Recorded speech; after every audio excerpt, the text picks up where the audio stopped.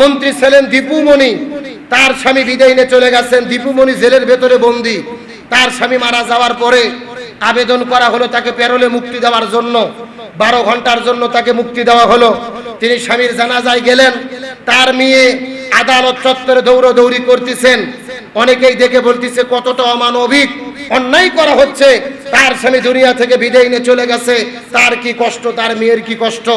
ভালো করে বোঝেন, অবশ্যই অমানবিক কষ্টের বিষয়কে আমরাও কষ্ট মনে করি, কিন্তু আমাদেরকে ইতিহাস ভুলে গেলে চলবে না। এই অমানবিকতা শুরু হলো কোথায়? কোরআনের পাখি শহীদ আল্লামা দেলোয়ার হোসেন সাইদি রাহিমাহুল্লাহ জেলের মধ্যে বন্দী ছিলেন। তার কলিজার টুকরা মা এই দুনিয়া থেকে বিদায় নিয়ে চলে গেছে। মাত্র 3 ঘন্টা সময় দেওয়া হয়েছিল। তার কলিজার টুকরা সন্তান মরহুম রফিক বিন সাইদ রাহিমাহুল্লাহ দুনিয়া থেকে বিদায় নিয়ে চলে গেছে। মাত্র 3 ঘন্টা সময় দিয়েছে, শুধুমাত্র জানাজা পড়ার জন্য। কবরে মাটি দেওয়ার পর্যন্ত সময় দেওয়া হয় নাই। আজকে দীপুমনির জন্য আপনাদের এত মায়া কান্না, এত মহাব্বত। কোরআনের পাকে আল্লামা সাইদি শতাব্দীর শ্রেষ্ঠ মুফাসসির, তার ছেলে মারা গেল, মা মারা গেল, সেই দিন আপনাদের মায়া কান্না কোথায় ছিল? কথা বল না কে? আরবিতে প্রবাদ বাক্য আছে, কামা তাদিনু তুদান, যেমন কর্ম তেমন ফল। এই দুনিয়াতে যারা জুলুম করে, জালেম হয়, পৃথিবীতেই আল্লাহ তাদেরকে তার ফলাফল বুঝিয়ে দেয়। আব্দুল কাদের মোল্লা অন্যায়ভাবে তাকে ফাঁসি দিয়ে এই দুনিয়া থেকে বিদায় করা হয়েছিল। তার পরিবারের 12 জন সদস্য, বাবাকে মাকে, বাবা মা মিলে সন্তানের একত্রিত হয়ে, পরিবারের সবাই একত্রিত হয়ে আব্দুল কাদের মোল্লাকে বিদায় জানানোর জন্য রওনা করেছেন। সেই ঢাকা থেকে বাড়িতে যাবে, যেখানে তাদের আত্মীয়কে ফাঁসিতে ঝুলিয়ে বিদায় করে দেওয়া হয়েছে। শেষ বিদায় দেওয়ার জন্য বাড়িতে যাচ্ছে। সেই একই গাড়িতে 12 জন ব্যক্তি ছিল, তাদের বিদায় পর্যন্ত দিতে দেওয়া হয় নাই। একসাথে গ্রেফতার করে জেলের মধ্যে বন্দী করা হয়। তাদের সন্তানদেরকে গুম করা হয়, জেলের মধ্যে আটকে রাখা হয়। তাহলে বাবা মারা যাওয়ার পরে সন্তানদেরকে গ্রেফতার করে জানাজা করতে না দেওয়া, এটা কি অমানবিকতা নয়? সেদিন আপনাদের মায়া কান্না কোথায় ছিল? এই বাংলাদেশে গত 17 বছরে বিএনপির অনেক নেতা কর্মী, জামাত ইসলামের অনেক নেতা কর্মী ঘর বাড়ি ছাড়া ছিল, জেলে বন্দী ছিল। বাবা মা মারা গেছে, জানাজাতে এসেছে, হাতের মধ্যে শেকল ছিল, পায়ের মধ্যে শেকল ছিল। জানাজার নামাজের সময় পর্যন্ত তাদের শরীর থেকে শেকল খোলা হয় নাই। তখন আপনাদের মায়া কান্না কোথায় ছিল? সেগুলো ইতিহাস আপনারা বলেন না। আজকে নতুন করে মায়া কান্না কেঁদে বলেন অন্যায় করা হচ্ছে, অমানবিকতা হচ্ছে, কষ্ট দেওয়া হচ্ছে। এরা মূলত পতিত স্বৈরাচারের দোসর, এরা স্বৈরাচারদেরকে ফিরাতে চায়। সুতরাং আমাদের ভুলে গেলে চলবে না। যারা যত জুলুম করে আল্লাহ তাদের তত শাস্তি ফিরাইয়া দেয়। আলেমদের যখন অন্যায় অত্যাচার করে জমিন থেকে ফাঁসি দিয়ে বিদায় করা হচ্ছিল, এই দীপুমণি পররাষ্ট্রমন্ত্রী ছিল, নায়িকে সেজে শুধু পুরো দেশ ঘুরছে, পুরো পৃথিবী ঘুরেছে, কোন আলেমদের পক্ষে কথা বলে নাই। তাহলে আল্লাহর কোরআন বলতেছেন তোমরা জুলুম করো না। আর যারা জালেম হবে, জালেমদের ফলাফল কে বুঝিয়ে দেবে? এই জন্য আমরা যারাই ক্ষমতা পাই, যারাই যেখানে থাকি, আমরা ক্ষমতা পাওয়ার পরে যেন জালেম না হই। আমরা যতটা জুলুম করব তার ডবল করে তার প্রতিফল কে ফিরাইয়া দেবে? এই জন্য দুনিয়াতে অহংকারী হওয়া ঠিক নয়, জুলুম করা ঠিক নয়। তাই রাসূল দুনিয়াতে আগমন করেছেন, রাসূলের সম্মান মর্যাদা কে বৃদ্ধি করে দিলেন? রাসূল দুনিয়াতে আগমন করার সাথে সাথে পুরো ঘরটা আল্লাহ তাআলা আলোকিত করে দিলেন। চিৎকার করে বলেন না সুবহানাল্লাহ। আমার বন্ধুগণ, মুসলমান ভাইরা গভীর মনোযোগ লক্ষ্য করুন। এই জায়গার মধ্যে শেষ নয়। আমার নবীজি দুনিয়ার মধ্যে আগমন করলেন। আব্দুর রহমান ইবনে আউফের মা ডাকতে বলেন, লক্ষ্য করে দেখি রাসূল দুনিয়াতে আগমন করেছে। আগমন করার সাথে সাথে তার শরীরের মধ্য থেকে এমন একটা আলো বের হয়েছে, যেই আলোটা পুরো মক্কা মদিনা আলোকিত করার পাশাপাশি ওই সিরিয়া দামেস্কে আবিসিনিয়ার ভেতরে বিশাল দূর পর্যন্ত তার আলোটা আল্লাহ তাআলা জমিনের মধ্যে ছড়িয়ে দিয়েছে। আমি ডাকতে বলে, বাবা আশ্চর্য হয়ে যাবেন, এখানে শেষ নয়। আমি কয়েকদিন আগে লক্ষ্য করে দেখেছি, আমার শরীরের মধ্য থেকে যখন আমি সর্বপ্রথম চিন্তা করলাম আমার গর্ভের ভেতরে একটা সন্তানের অস্তিত্ব লাভ হয়ে গেছে, আমি সঙ্গে সঙ্গে দেখি আমার ঘরের দরজা জানালা সব কিছু আমাকে সালাম বলা শুরু করে দিয়েছে। এমনকি ধুলোবালি কোনা পর্যন্ত আমাকে সালাম দেওয়া শুরু করে দিয়েছে।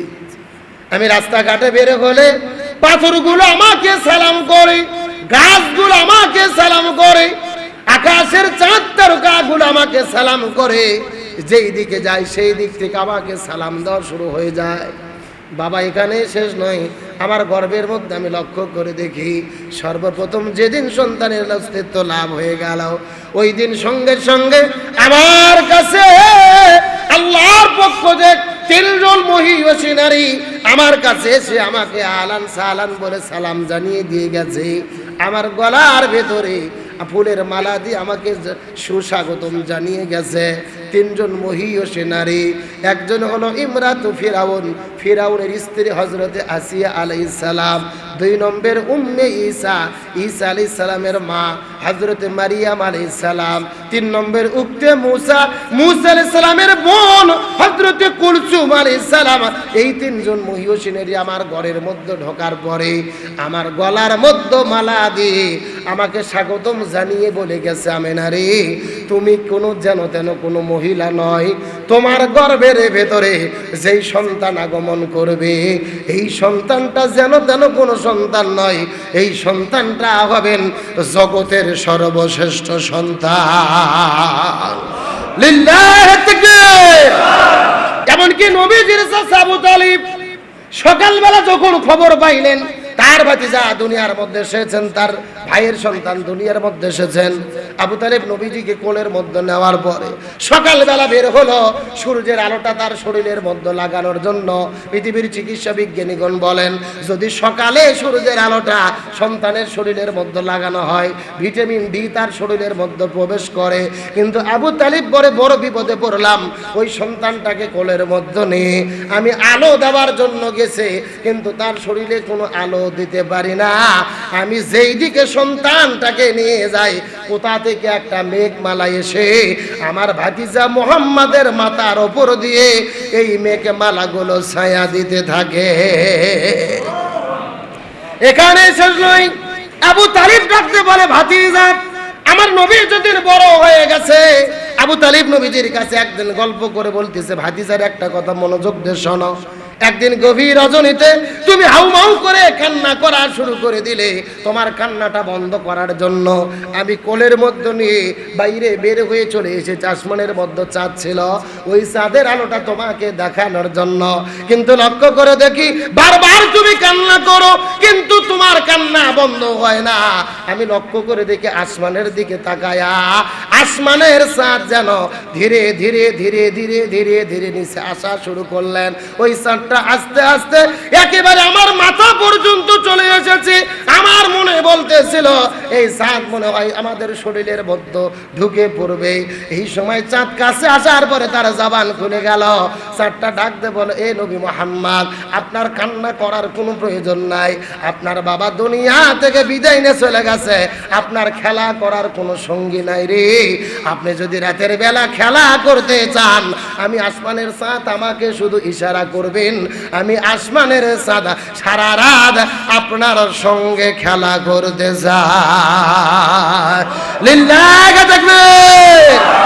ওমা আরসালনাকা ইল্লা রাহমাতাল লিল আলামিন।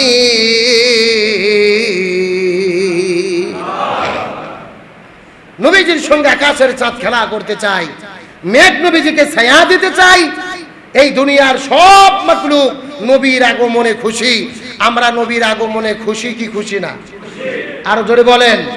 তাহলে এতক্ষণ পর্যন্ত নবীর যে আলোচনাগুলো শুনলাম, নবীজির জন্মের যে বৃত্তান্ত শুনলাম, নবীজির আগমনের যে ঘটনাগুলো শুনলাম, এগুলো আলোচনার নাম হলেন মিলাদুন নবী। এগুলো আলোচনার নাম কি? তার মানে রাসূলের জন্মের ঘটনা। এগুলো ঘটনা শুনলে আমাদের রাসূলের প্রতি মহব্বত বাড়ে, রাসূলের প্রতি ভালোবাসা বাড়ে। রাসূলের মিলাদ হলো রাসূলের মহব্বত, কিন্তু রাসূলের সিরাত আমাদের জন্য শরীয়ত, আমাদের জন্য বাধ্যতামূলক। মিলাদ মানলে, মিলাদ করলে, মিলাদের ওয়াজ করলে কান্নাকাটি হয়, বাধা হয় না, কোনো বিপদ হয় না। কিন্তু সিরাত মানতে গেলেই, সিরাত বলতে গেলেই এই সমাজে বিপদে পড়তে হয়। এখন সিরাত কি? সিরাতের মেসেজ কি?